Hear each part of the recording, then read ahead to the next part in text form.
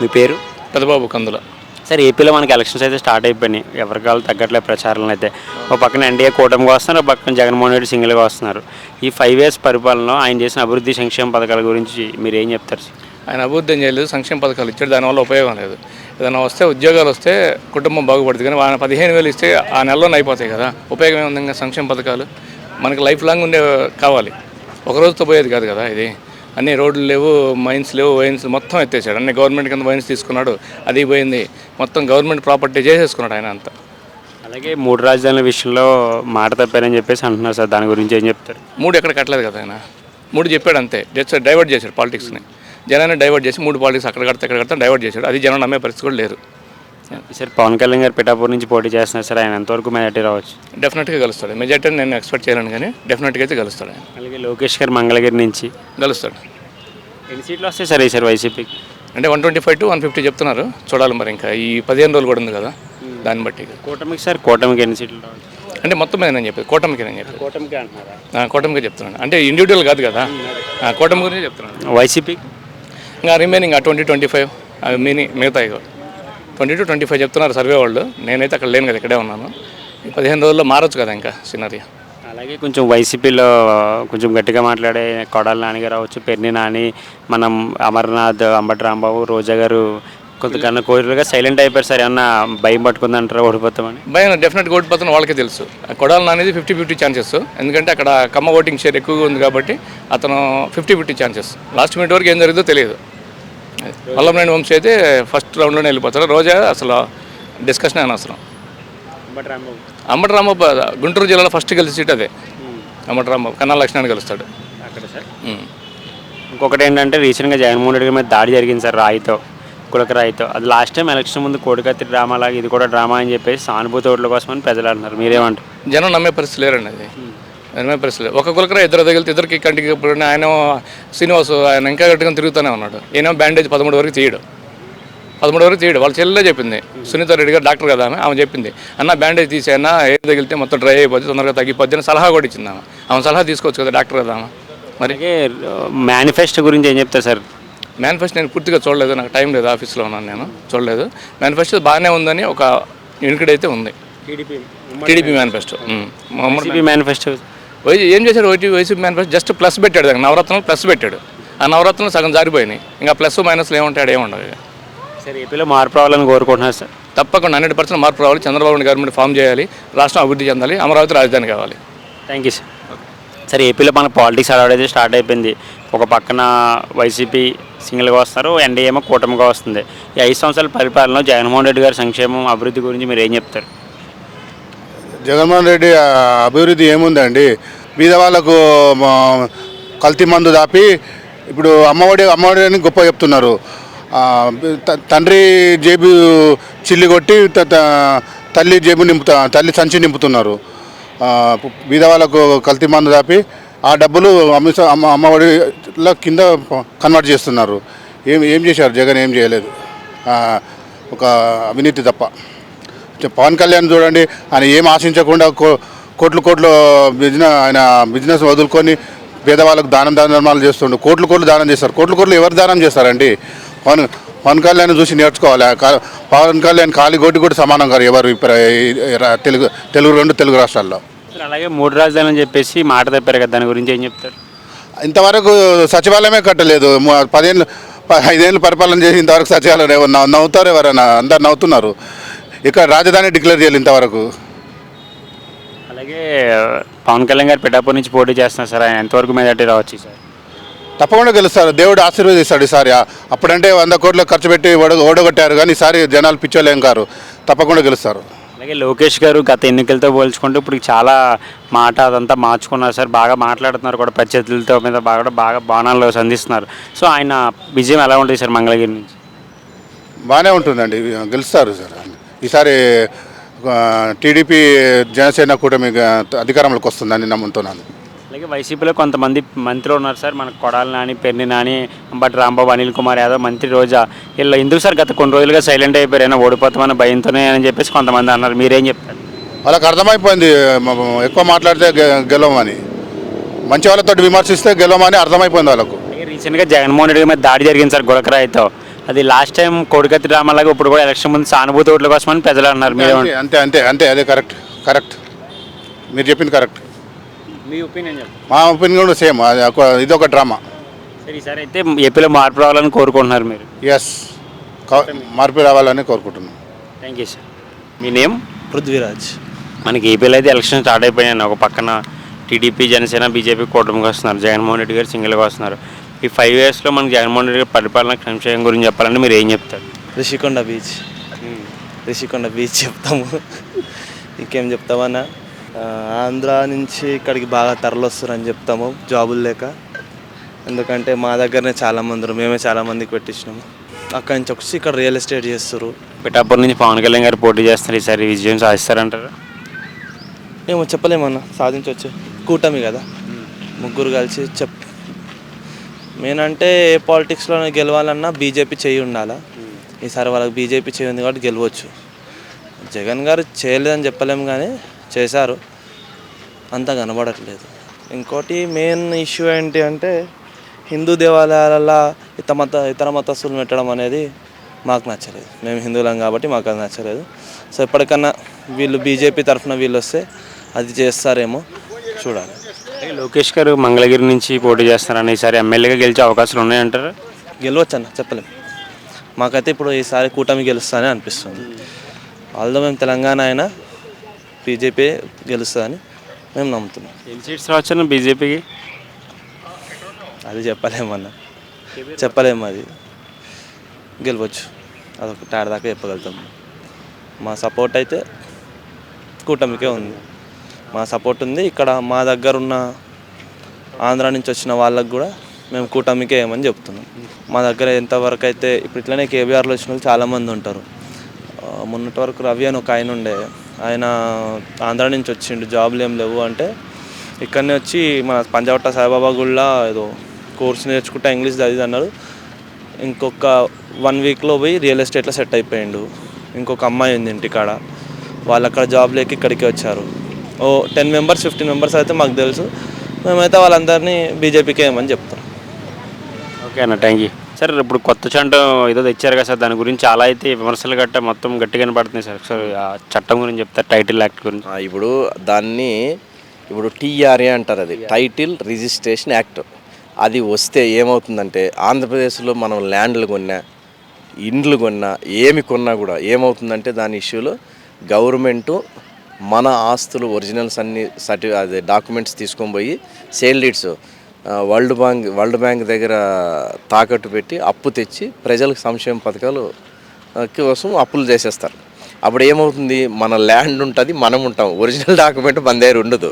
అప్పుడు ఏమవుతుంది, దీనివల్ల ఇంకో సైడ్ ఎఫెక్ట్ ఉంది తెలుసా మీకు? ఐడియా ఉందా? ఇప్పుడు ఒరిజినల్ ఫస్ట్ సేల్ డీడ్ మీ దగ్గర ఉంటుంది, మీరు ఇప్పుడు వేరే వానికి అమ్మాలి, టైటిల్ రిజిస్ట్రేషన్ యాక్ట్ కింద. అప్పుడు ఏం చేస్తారు, మీరు దాన్ని అమ్మితే ఏమవుతుంది, ఒరిజినల్ ఆయన దగ్గర ఉంటాయి, జిరాక్స్ మీ దగ్గర ఉంటుంది, మీరు జీరో అవుతారు. అప్పుడు దాన్ని ఏం చేయకుండా ఉంది, వడ్డీ వ్యాపారస్తుల దగ్గరికి పోతారు. ప్రైవేటు ఎక్కువ చలామణి అయిపోతుంది. నా దగ్గర 10 కోట్లు ఉంటుంది అనుకోండి, ఉదాహరణ మీద ఒక 5 కోట్ల ఆస్తి తోస్తారు, నా దగ్గర 2 కోట్లు ఆడతారు, నాకు అగ్రిమెంట్ చేస్తారు, ఒరిజినల్స్ అన్ని నా దగ్గర పెడతారు. 3 రూపాయలు 4 రూపాయలు ఇంట్రెస్ట్లు, వడ్డీ దందా ఎక్కువ అయిపోతుంది, సైడ్ ఎఫెక్ట్. అప్పుడు గవర్నమెంట్ ఇప్పుడు రిజిస్ట్రేషన్ చేసి వాందేరి ఇరికిచ్చేదానికన్నా అదేదో కష్టపడి ఇటు కట్టుకుందాం అనుకుంటారు. ప్రైవేట్ దందా వడ్డీ వ్యాపారం లీగల్ అయిపోతుంది. దీనికి కూడా ఆస్కారం ఉంది, గుర్తుపెట్టుకునే. డబ్బు ఉండేవాడు రాజు. నేను చెప్తున్నా, ఇది సైడ్ ఎఫెక్ట్ ఎక్కువ కొట్టి ప్రజలు ఇంకేముంది ఆత్మహత్యలు కూడా జరుగుతాయి దీనివల్ల. టీఆర్ఏ ఇప్పుడు మనం కష్టపడుకొని మన ఆస్తుల మీద డబ్బులు తెచ్చి ఎవరెవరికో పంచాడు. ఇది ఎక్కడన్నా ఉందా లోకంలో? ఉందా? 512 జీవోని నవంబర్లోనే తెచ్చాడంట సారు. అది విషయం. దీనివల్ల సైడ్ ఎఫెక్ట్స్ ఎక్కువ ఉంటాయి. అప్పుడు రిజిస్ట్రేషన్ చేయరు, గవర్నమెంట్ దగ్గరికి పోరు, లోన్ పెట్టుకోరు. లోన్ పెట్టాలంటే కూడా ఒరిజినల్ బీకేసుకొని నీ ఒరిజినల్ రాదు. అప్పుడు ఏమవుతుంది, నా దగ్గర డబ్బులు ఉంటే నేను మగవాడిని, అప్పులు ఇచ్చి మొత్తం 4 రూపాయలు ఇంట్రెస్ట్ లెక్క వసూలు చేసుకుంటారు. ప్రైవేట్ దందా హై అయిపోతుంది. ఇంక దీన్ని అసలు ఎక్సెస్ అంటే ఎక్సెస్, ఎవరు భరించలేరు. ఇంకా రాష్ట్రంలో ఆత్మహత్యలు ఇంకా ఘోరంగా పెరిగిపోతాయి, ఎవరు కూడా బతకలేరు. Title registration act is very very very very danger. కానీ సుప్రీంకోర్టు, హైకోర్టు ఉందనుకోండి, ఎట్లా కొట్టేస్తారు, అది వేరే ఇష్యూ. మనోడు మొండోడు కదా, అమలు చేసి తీరుతాడు, అట్లా జరుగుతుంది. ఇంకంతా హెడ్ ఎక్స్ ఉంటాయి చాలా. అది sir. Hi sir, good morning. Hi, good morning everybody, and thank you for the interview you are taking today. It's regarding the political scenario in Andhra in particular and in Telangana in general. let me share my views to all your viewers. Actually, Chandrababu Naidu has done a wonderful job when it was a united Andhra Pradesh. He has developed Hyderabad and so many things to his credit. But a couple of mistakes by TDP, couple of wrongdoings by TDP has drastically put them on the back seat. And as far as YSR is concerned, everybody knows that YSR has done so much work, and he was a stable leader. So Jagan Mohan Reddy has got what do you call politics in his blood, and he is doing so many good things. And I have got the reports from Andhra. He is also mobilizing the Muslims closer. That is very important in any politics anywhere in India, because no Hindu survives without the help of Muslim. No Muslim can do anything without the help of Hindus. It is a culture which is grown up for years together. You just cannot polarize your votes and try to divide them and all that. That is my personal feeling. And as far as the Andhra is concerned, he has got every chance to be re-elected. He was actually a neighbor here, in Kamalapuri Colony, YSR Garu. And now his son is really doing hard work. Actually, the political pressure is only borne by the youngsters. The elderly people should immediately retire, be it in center, be it in Andhra, be it in Telangana or in Kerala, it hardly matters. The young blood should come. They have different discipline, they have different attitude, they have different decisions making that can help India grow much faster and much better than anywhere in the world. If you remember, आप लोगों को याद होगा कि हिंदुस्तान को सोने की चूड़ी बोला करते थे एक दफ़ा. तो सोने की चूड़ी ऐसी ही नहीं बन जाती. ये हर इंडिविजुअल का अपना एक एफर्ट रहता, जिसकी वजह से एक कंट्री प्रॉस्पर होता. आज देश में बहुत अच्छा नाम है इंडिया का. कुछ अरसे से ख़राब भी हुआ, but I am pretty sure youngsters like Jagan Mohan Reddy and many youngsters are coming up even in Hyderabad. If you ask about Telangana, I'm from Secunderabad area. I am pretty sure that Nagendra has got good chances of winning, because he brings people closer. He hugs them.